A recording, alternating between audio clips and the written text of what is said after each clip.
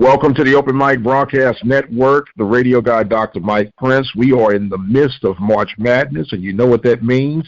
That means it is in the thicket of basketball. And if we're going to talk some basketball, no other person to have than to join us than our own guru, expert, wizard of basketball, the man amongst men when it comes to the hardwood, Coach Van Pettaway. How you doing today, Coach?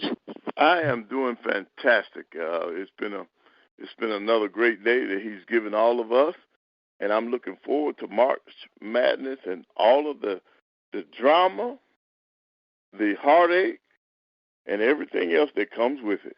Yes, sir. Well, speaking of some drama, we had the Alcorn Lady Braves create a bit of drama in the SWAC tournament from Birmingham. They ran into the buzzsaw known as JSU, y'all love, and it wasn't a surprise there, but you have to be excited about what Alcorn did and taking advantage of opportunities, and the epic battle in the men's division between Grambling and Texas Southern. Right, that was an awesome championship day for the SWAC, and as you stated, Alcorn State women, they were just the Cinderella of the tournament to make it to the championship game, and they just ran out of gas. Jackson State is too big, too strong, too deep. Alcorn State, their bench, they only had 8 players, so you knew that it was going to be, attrition was going to take place. And Jackson State just wore them down, and they won the championship. Then on the men's side, Grambling and Texas Southern just had a dogfight. They went after each other for 40 minutes, and it was just Grambling's time. I was a little shocked when I found out that was their first basketball championship. I was not aware of that. That had slipped me. But Coach Dante Jackson, over the last 3 or 4 years, he's shown that he has what it takes, because his Grambling program has been in the top echelon of the SWAC since he's been there, and I just, my hat's off to him, and he's a great young man. And well, I was going to say, you all got a little history together too, right? Yeah, yes, sir. That's what I was about to say. Yes, I know him very well, and he's not only is he a great coach, but he's a better person. And I was just so proud of him, and he has done a marvelous job at Grambling State. Yes, sir. And now that they're in they're dancing. It starts tonight, so I'm looking forward to it. Right. Well, as they mentioned, they'll be opening up against the Montana State Bobcats. And guess what, Coach? The winner of that one gets to face Purdue. I'll go figure that one out, right? Well, yeah. Hey, look, you got to be having nightmares about Edie standing up there waiting on you. Yep. Yes, sir. But before we get back into the NCAA tournament, what I'm calling the official postseason after the postseason with these invitationals, the College Insiders Tournament, the CIT, officially started between Texas Southern and the Tarleton Tigers. I'm sorry, not Tarleton Tigers, but the Tarleton Texans. And although Texas Southern, they fall short, 83-72, and we were thankful again to Tarleton and everyone else that helped us simulcast that game on the open mic. The Tigers went hard, man, with only playing with 7 ball players. Right, and that's unfortunate. But Coach Johnny Jones, he's an exceptional coach, and the Tigers fought hard, but it's hard to overcome anybody when your bench is that small. When you only have 7 players available, it's tough. It's tough. Right. Well, Coach, my question is this. You normally have 12, 13 ball players on the bench, and for whatever reason, whether it's due to injuries or guys opting out, I'm appreciating the fact that Coach Jones said, you know what, if I got 7 warriors who are willing to do battle, I'm willing to lead you into battle.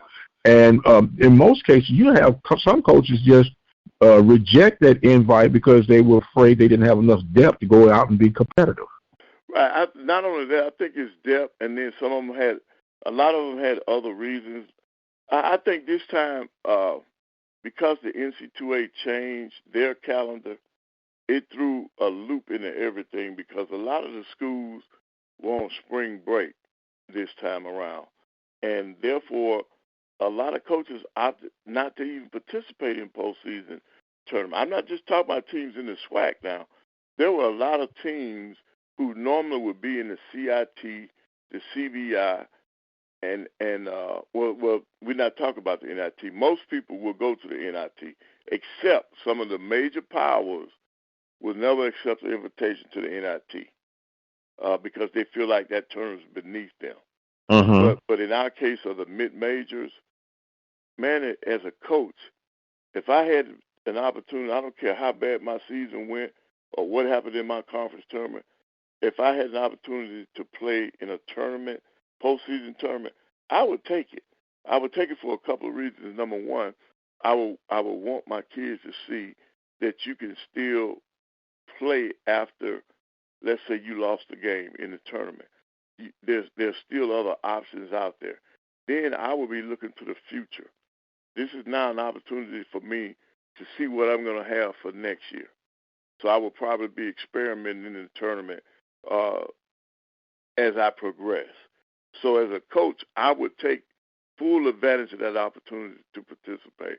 But some coaches don't see it that way because even in the SWAC, there were teams who opted not to play in the CIT. And then going forward, that'll be in the back of my mind, and I'm quite sure it's going to be in the back of the minds of the other committee members who help extend these invitations. But to me, as a coach, you want to play as much as you can because it tells more about your team, and it prepares you. It can prepare you for that next year. Okay. Now, Coach, let me get into that room, if we could, behind the veil at the committee when it comes to your selection process for the CIT. What are some of the prereqs that you guys are looking for? I know availability and this, that, and the other, but say, for instance, you might have a team that might not have a stellar win-loss record, but if what is it that you're looking for? Alabama A&M. A team like Alabama A&M. Normally, during a normal process, we look for teams that have won 17 to 18 games during that year. But this year, because of so many opt-out, that's how a team like Alabama A&M was able to get in. And some people around the place say, well, they just got in because that's my school. Yes, I'm on the selection committee, but I'm not the only one that makes decisions. All I can do is recommend. And we went after top-notch teams, but a lot of those teams, for whatever reason, declined. And so to put the tournament together, this was originally a 16-team tournament for this year. We couldn't get up to 16 teams because everybody was opting out. This has been the worst year ever. And the CBI, they had the same problem. They had the same problem coming up with teams. They finally got their team filled. Bethune-Cookman accepted a bid for that tournament. But this been a rough year for postseason play. Well, I know in the case of the CIT, you had some COVID challenges, so you had to actually miss a year or so. Right. And then for it to get back on the course, if you would, you got to start somewhere, right? And I know you desire with 16, I think you ended up with 9 or 10 teams to make it, but it's still a promising future for this tournament to continue, right? Oh, yes. We're going to hit the ground running hard next year. The CIT is not going anywhere. We're very happy to have put together the 9 teams that we do have. And the other thing criteria that we look at, availability. Some facilities are already booked. So a team may want to play and host, but they can't because their arenas are already booked for other things. And so all that has to come into play. And then that's why one of the things that helped this year's tournament was the pod effect that we did with the Texas schools, putting all those Texas schools at one site. It made travel a little bit easier for those schools. And, of course, the financial piece was even better for the CIT. So, but going forward, Joe Dwyer and the committee, they plan to hit the ground running again next year with the CIT. Okay. Now, the pod setup, like you say, I do like that because of the ease of travel, because a lot of people don't realize this is like a mad cricket scramble, because it's such almost like a late notice to those who aren't aware that it's on the radar, and then it helps reduce some of that travel and any other expenses that come with it, right? That's correct. And because we do pay the expenses for this tournament, so it's a win-win. These teams get an opportunity to continue after most of the time, and it's 100% of the time disappointment, because if you're in the CIT, that means you came up short wherever you were, either the regular season or your conference tournament. Mm-hmm. And so this just gives you an opportunity to continue playing. And most coaches, that's worth a grain of salt, they would play. And I'm putting this on the calendar being moved this year. That's the only thing I can see, because some of these teams that we have invited in the past would have gladly accepted. But when your season's over with and spring break is right there, those students are gone. And they've been grinding since August. You got a break ahead of you. As soon as their feet hit the ground at home, they're gone. And that's what happened to us in this case. But tonight, Alabama A&M will be playing Austin Peay. That's like a 2.5 hour trip for the Bulldogs. And so we'll have more SWAC teams. For people that don't know the history of the College Insider, they have always looked at HBCUs. We've always had HBCUs in the tournament. This thing was designed to provide postseason play for everyone. And see, all tournaments can't say that. The NIT, the CBI, you got very few. Bethune-Cookman being in the CBI is great. When you check the history of that tournament, they don't have a very good track record when it comes to the HBCUs. But when you look at the College Insider, we've always included HBCUs. Coach, I'm going to ask if you could, for those who might not be fully aware, the 9 teams that are in this year's tournament that were invited? Yeah, Abilene Christian, Texas A&M Corpus Christi, Texas Southern, Tarleton State, Purdue Fort Wayne, Bowling Green, Alabama A&M, Austin Peay, and Norfolk State, which is sitting there with the bye. Okay, and you did the bye predicated on whoever had the best record available? Right. Okay, very good. Well, it's still good, and I'll be quite honest with you, the CIT has always been an interest to me because of that HBCU factor, and we're just glad to be a part of any type of extension and simulcast broadcast we can do, and all I say, Coach, is keep them coming. Oh, yes. Joe and I talked, and we know that this is what was not a normal year. So we're looking forward to next year. Yes, sir. Well, we got that one. Tonight we know that Grambling starts the NCAA, but what I want to do real quick, Coach, is shift to the women's division of the WNIT, where Grambling will be opening up against Oral Roberts. And that I am very intrigued with that one. I believe Grambling got enough juice in the tank that they could possibly do a little damage. I agree. I just thought that Grambling, first of all, in preseason, nobody expected Grambling to do anything. First-year coach, outstanding job. So for them to have that invitation to the WNIT and facing Oral Roberts, I think that's great for the program. That's great for the SWAC. That means that people around the country are looking at the SWAC and the HBCUs, and I'm just elated. But they got a tall task now against Oral Roberts because that, traditionally they have a pretty good team. Yes. But Coach Simmons down at Grambling, she has done an outstanding job.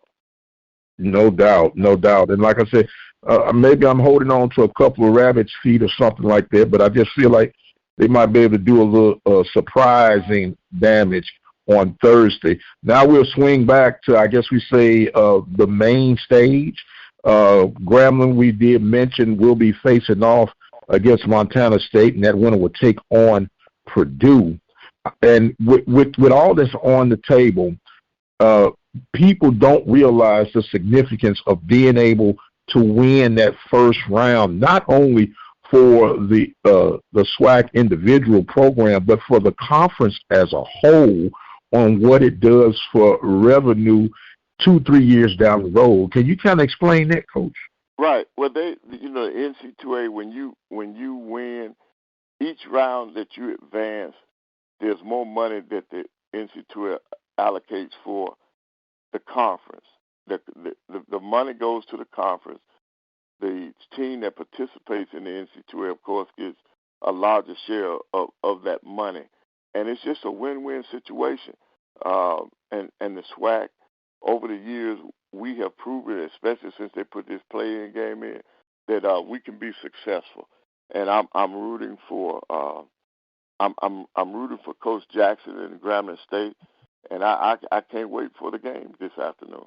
Yes, sir. Yes, sir. Now we know that play-in it moved from 64 to 68, and they, being the powers that be from the NCAA, have talked about expansion, and they're kind of stuck between 76 and 96. We've talked about this before, but now you have schools like Oklahoma and Indiana State crying wolf right now because the 32 conferences that make up Division I basketball, they all have an automatic bid from the tournament winner, but they don't talk about the top-heavy Power 4 schools that have people who are ranked 11th getting invites to the tournament sometime. Is this just the greedy being greedy? Absolutely. That's exactly what it is. When you look at the makeup of this year's tournament, the SEC and the I think it was the Big 12. Big 12. They all have 8 teams in. So now that's 16 teams from one league. For 2 leagues. So a lot of them are crying foul. But what the NC2A is telling you, do a better schedule. Have a better schedule. Play more people on your level. In other words, play more quad 1 and quad 2 opponents, and they cannot all be at home. They look at strength of schedule. They look at where you play. So even for the big boys, their preseason schedules come into play when it's time to select. And I think Dr. McClellan, when he was on air Sunday, he really laid it out there about the quad wins and how you must go on the road. You got to play on the road. You can't. The day is gone where you're going to have every game at home except conference game. That day is gone. A lot of programs built their success on having the money to pay people like us and other mid-major programs to come into their place on their home court, and then it's beat up on us, and then they expect a high seed when it comes to tournament time. Well, the NC2A said, no, we're not going to do that anymore. If you want a good seed in the tournament or even make it to the tournament, you got to have a strong non-conference schedule. You cannot make the tournament living on cupcake wins. They're not doing that anymore. Yes, sir. Well, I said the other day I have no empathy for Oklahoma, Indiana State. Do better. Welcome to our world, because I feel just as justified that if you win your conference season and you're not the winner of the tournament, then they ought to be invited to the big dance as well. But it is what it is. Take a ticket and stand in line. Right, but Doc, see, I like that philosophy, but I'm a little disappointed in the NIT. I'm gonna be honest. I'm disappointed that they've changed. They have changed their criteria. In the past, if you won the regular season and you lost in your conference tournament, you were automatically put in the NIT. Well, they're taking that away.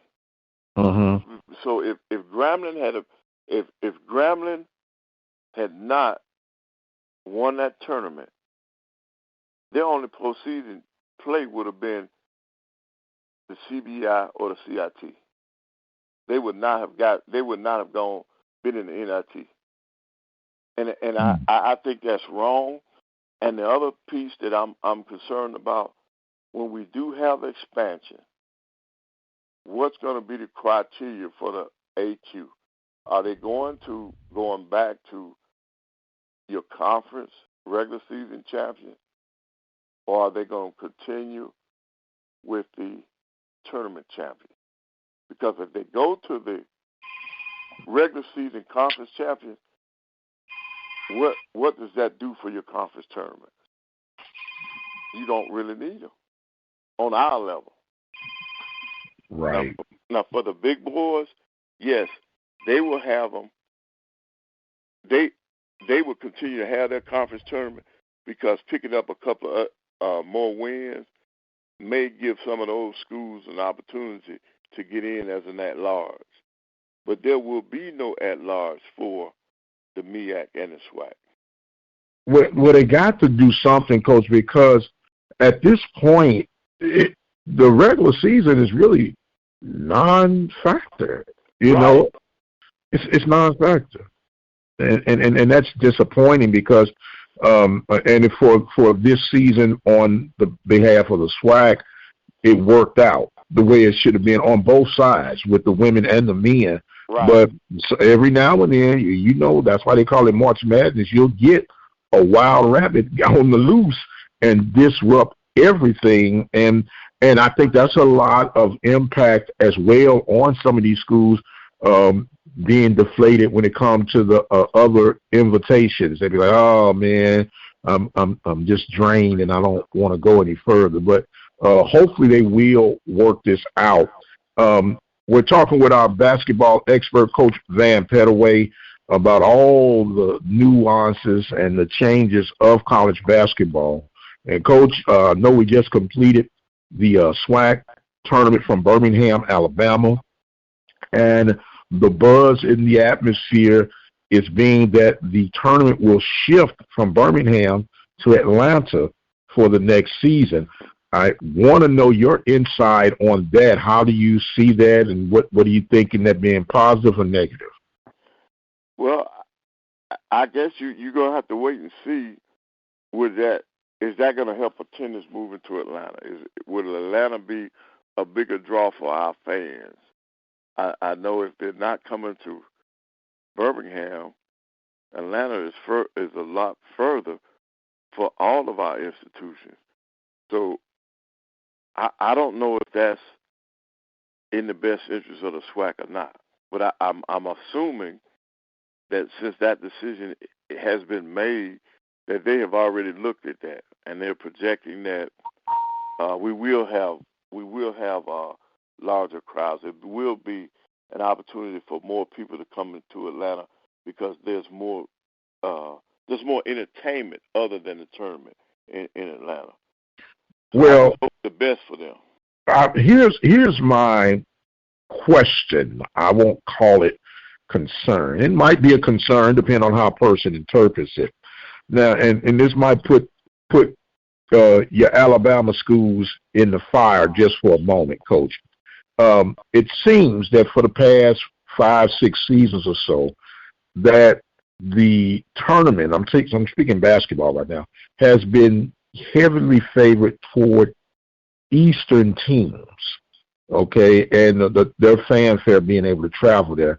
And it's going further away from the Western schools. And why? Or is it because of teams not being as close to Birmingham, hadn't had much success, that the attendance is low? Why do you think the attendance is low? I think we have to look back at the regular season. When you look at the regular season, our teams at home are not drawing. Mm-hmm. You can put this tournament anywhere.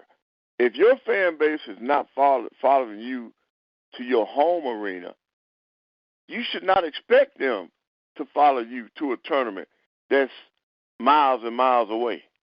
Mm-hmm. That's the way I see it. Mm-hmm. Because mm-hmm. when you look at the average home attendance in the SWAC, we don't have very many programs that are even half full at their arenas for home games. Mm-hmm. So why would you expect that to change for the tournament when the tournament is not in your home city? If you're not traveling in your home city to the arena, why would you travel hundreds of miles away? Yes, sir. That's the way I see it. Well, I always get kind of kickback whenever I bring this up, and I guess here come the kickback. For whatever reason, I don't know. I know there's been some bad blood in times past, but I think there at least need to be a revisitation on what it would take for the conference to do some type of partnership with Shreveport, because it's such a central location in the footprint of our schools. And I'm just really wondering what, if anything, has been revisited since the departure some time ago. It makes sense logically and even economically from my viewpoint. And I know that, Atlanta is a hotbed for African Americans. And I kind of been a bit sarcastic. I said, are we developing a new SWAC school that maybe we're unaware of? Is Morehouse going to be an addition to the SWAC with the potential of Lawrence, Tennessee State to be that balance of the two coming in? I'm not really understanding. And another factor, I don't know if it's even been considered, we know that the SWAC is a Pepsi-sponsored conference, and you know how I feel about Pepsi's, Coach. Mm. And Atlanta is right in the heart of Coca-Cola country. Right. So that tells you right off the bat, you don't have that sponsorship. That's not going to happen. So right. I don't know, but if this decision has been made, we got to wait and see. We got to wait and see. Now I don't understand how we're getting away with moving everything out of Birmingham when the city of Birmingham poured into the SWAC and the SWAC office. And you don't have the only championships that you bring in there are indoor track. Yes, sir. Well, my next question was going to be, with everything going to Atlanta, should we move the SWAC Media Day for football, or even think about relocating the office to Atlanta? Wow, that would be another big financial hit for the institutions to travel even further. Doc, I'm gonna be honest. I don't have the answer. I don't know. I do not have the answer. All we got are our opinions. I guess the people at the SWAC office have collaborated with other people and have made these decisions. Now you're doing all of this, and you just changed the way you're gonna play basketball. Yes. There's a lot of change at the same time. Yes, sir. Yes, sir. Well, the bottom line that I'm looking at with that 1-2-1 proposal, which what I've been calling it, women on Thursday, doubleheader Saturday, men on Monday, there's another hidden cost that I don't know if they've factored in or even concerned about factoring in. And we see it, especially this time of year, there is a desire there is a need for coverage of these things. Yeah, there are a lot of people who video stream this, that, and the other, but in our case, we do audio, radio.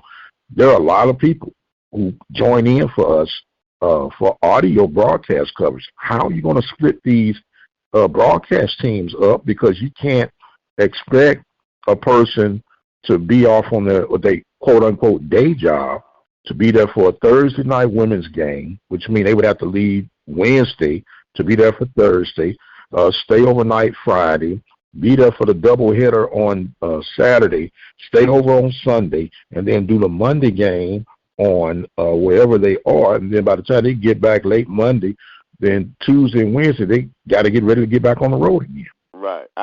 Not only that, think about the people, the game day workers. Yes. That's an added expense. Yes. Yeah, that's an added expense. Now, in terms of the radio broadcast, I see more simulcast. I see more people. I think more schools are going to have to go to that. Mm-hmm. Mm-hmm. You know how you. I hope I said it the right way. Okay, just like you all just did the Texas Southern game. Yes. I think you're going to see more of that. Yes, sir. Well, and then you know the challenge to that, Coach? Some schools are hit or miss on that. Some will do it, and some won't do it. So now, unless you put a mandate that they have to have some type of presentation available for those games, because if I'm not mistaken, I think in your CIT clause that home host has to provide some type of audio for the people to get, you know, the games that can't make the games or for whatever reason. So maybe that's something coming down the pipeline that we have yet to hear about. Right. I agree. Maybe something's got to be done because this additional financial piece, I think it's going to hit them hard. Yes, sir. Yes, sir. Yes, sir. Well, we're not going to be accused of being some Debbie Downers, Coach. We're going to still keep on looking at this thing. We still got a lot of basketball to look forward to. And look, once again, we've had people that thoroughly enjoy you all's coverage of last week's SWAC conference from Birmingham. Lee Hall, Joshua Davis, and Coach Van Pettaway. People come in mentioning and contacting how you guys do a wonderful job, and they really enjoyed the broadcast. And we want to say thank you again here from the Open Mic for being part of the family. And we definitely couldn't get it done without you. And with that, I'm going to let you have some closing thoughts as we get ready to wrap this section up, sir. Well, first of all, I want to thank you and Open Mic for having the opportunity for us to do this. And it was a very enjoyable tournament. And Doc, the word for the day is information, and that's what you have done over the years. And I want to encourage you to continue to be the voice and get the word out. And we greatly appreciate what you do and how you do it. And I think everybody is excited about the future of you and Open Mic, and hopefully we can keep this thing rolling. Well, as long as they got it, Coach, we're going to try to make it happen. We say over here, have sports, we'll travel, and we will make it work every which way we can. And look, I understand that you got a little time away on that water too, man. I just want to know that you come back empty-handed. Did the sun come up this morning? We had a very productive couple of days out there fishing. We caught a lot of redfish.